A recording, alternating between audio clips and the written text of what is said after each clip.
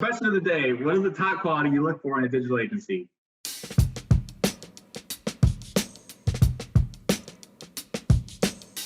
The marketing scales have tipped. Last year, digital ad spending surpassed TV ad spending for the first time ever. With all the money being spent on digital these days, all the traditional advertising agencies have been shuffling to keep up with the digital shift. Around here, we call it the digital gold rush. With all of these ad agencies competing for your company's business, how do you go about choosing a digital agency? Brian, so thanks for joining us today. As Vice President of Digital Marketing at SpinnyTech, I'd love to know a little bit more about you and, why should we believe you? Yeah, digital. I've been around digital for 20 plus years at this point. So designed my first website back in 2000, back when Flash was a big thing and everybody had the intros. We were all in on that bandwagon. But yeah, then even along the way, was really there for the progression of everything, including the introduction of social media and AdWords and all those things. And I think, for a long time, we didn't even know what to call it. It was like, what is this thing? It's marketing. Is it internet marketing? And I think eventually people kind of gravitated towards the terms digital marketing. But yeah, been around it forever, seen the evolution, seen the pitfalls, and it's just been a part of what I've done for years and years. So Brian, one of the things that we talk a lot about is, it's really hard to select the right digital agency. And we try to help our clients when they're going through that process, when we're kind of dating them, so to speak, find ways to, help make their decision easier and more informed. So what would be some things that you would, or advice you would give to a potential client that's looking for a new digital agency? A lot of times people are getting into a partnership not really knowing all the subject matter, and that can be difficult to navigate. But generally speaking, I think it's good to just ask a lot of questions. So I think it's really good to understand the types of clients that people have worked with in the past and what types of industries those have been in. Is that relevant to your industry? Are you a B2B client? Are you a B2C client? Do they have experience with both of those? Because those could be approached quite differently depending upon what the overall strategy is. How is their team staffed? Do they have kind of one or two people who are jacks of all trade, or do they have teams of specialists? And I think another good one too is like, just how would they approach the strategy development for you? What I've seen in the past is sometimes agencies will come to clients and just kind of say, well, tell me what you want to do.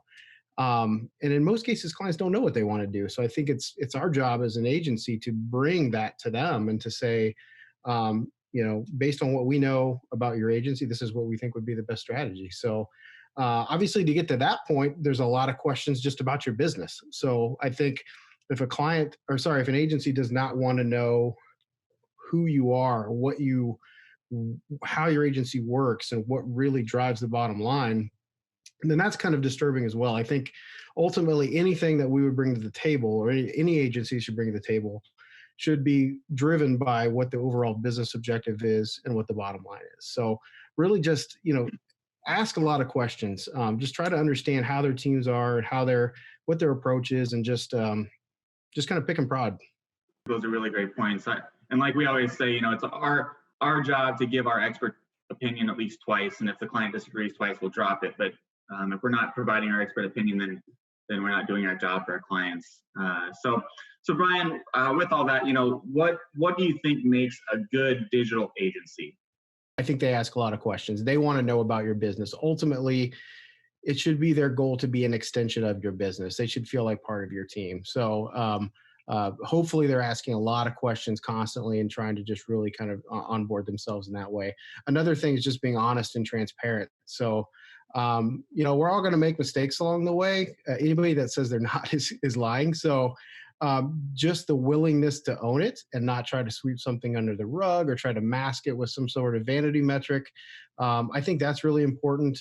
Even the metrics that they show, just like, ask them kind of, what are you going to present to me? How am I going to see the performance? And just make sure that it's something that's presented consistently and transparently, and that, it's just very clear. I think one of the things that we always try to do is we love the good stuff, but we own stuff that might not be as good, and what we see it as opportunity. So you look for those opportunities to improve to drive the business forward. So I don't think negative numbers are necessarily a problem. They just show an opportunity on where to improve going forward. Right.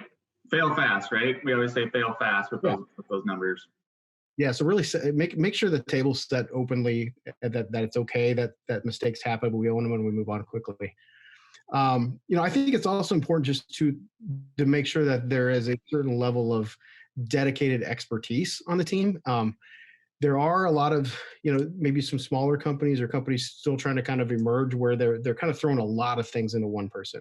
So it's very difficult for one person to be an expert in every single thing digital, whether it be SEO, PPC, social media, content strategy. It's not possible to get to that level. So while somebody can maybe get kind of make it work for a while, ultimately you're going to want to have some dedicated expertise in that, just to really make sure that you're getting the level of support and that you're needed for those. Also, just I guess kind of make sure that they can back up what they're saying with actual examples of things that they've done before. You don't want to be the first at something. If they say, yeah, we can figure it out, maybe they can, but it's always good to really have some proven facts that they're actually able to do that. They have the team members that are able to do that, and you're really not the guinea pig for it. So, most agencies should have a good library of case studies that kind of really show what they've done before and can kind of illustrate a lot of stories for you. Ultimately, you want to just practice what they preach. If they say they're going to do something in the onboarding process, hold them accountable to it. I think that's another thing, just to keep an eye out in terms of what's kind of said in the onboarding process. And overall too, I think, just make sure that they're good people that you want to work with. I think I can think back recently where we talked to somebody and they've kind of said, well, we held on to this company for so long just because they were kind of bringing results, but we didn't really like them. We should be able to have both. So, good people who want to do good work, it makes it a lot more enjoyable for both sides. So, just make sure that you're working with good people, and it's a fun relationship, I think, too. So, but certainly there's lots of things that make a good partnership. It's tough to quantify, but that's a few points anyway. So Brian, I think those are all really, really great. So I just wanted to write down real quick and maybe repeat what I think I came up with 7 of those examples of what they are. So, 1, they ask a lot of questions. 2, they're honest and transparent. 3, a team of specialists and subject matter experts. 4, they back up what they say with concrete examples and data. 5, they practice what they preach. 6, they provide helpful solutions really before a commitment is even made. And 7, they're fun to work with, which we like to say, we're choosing a good partner. We want to enter every relationship with the mentality of a long-term partnership. So I think those are really 7 great little nuggets there for people to consider. I think, ultimately that word partnership, I know you mentioned that, we certainly don't like being called a vendor. We want to be considered a partner. So, and I think you have to look at it that way. A client, you're getting to a relationship that's going to be mutually beneficial for a long time. So just make sure it is actually a good partnership, and it's not just a vendor that you're looking to kind of hand some stuff off to. Right. Partners, we're an extension of their business and team. And I think that's a big part too. You want to find somebody that you can truly partner with. And we always say that's where the magic happens, is when we really embrace each other. And so, gelling to that level is really important. Okay. So maybe what's one thing that sets a digital agency apart from the rest? I think one of the things that sets a lot of them apart in the market is just the level of expertise that they can actually get to and what they can bring to the table.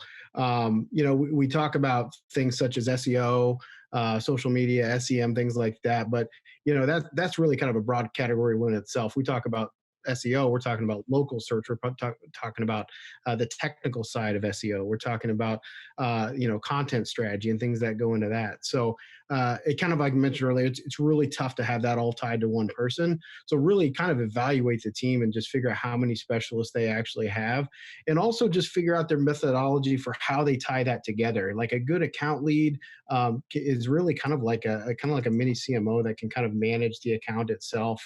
I think a lot of times agencies agencies will get stuck into silos where all of those things are really working independent of each other, but really not coming back to that core strategy. So making sure that they have the expertise to get to the level that's needed for your business, and they're able to control it in a way where a lot of specialties can work together towards a single common goal. If you like our white paper on how to choose a digital agency, just click the link in the description. If you like this video, like and subscribe to our YouTube channel for more #GetBetterEveryday videos. Also, follow us on Facebook, Instagram, and LinkedIn for more marketing tips and news. All right, that's it. Thanks, Brian, for joining us today. Yeah. And thank you all for watching.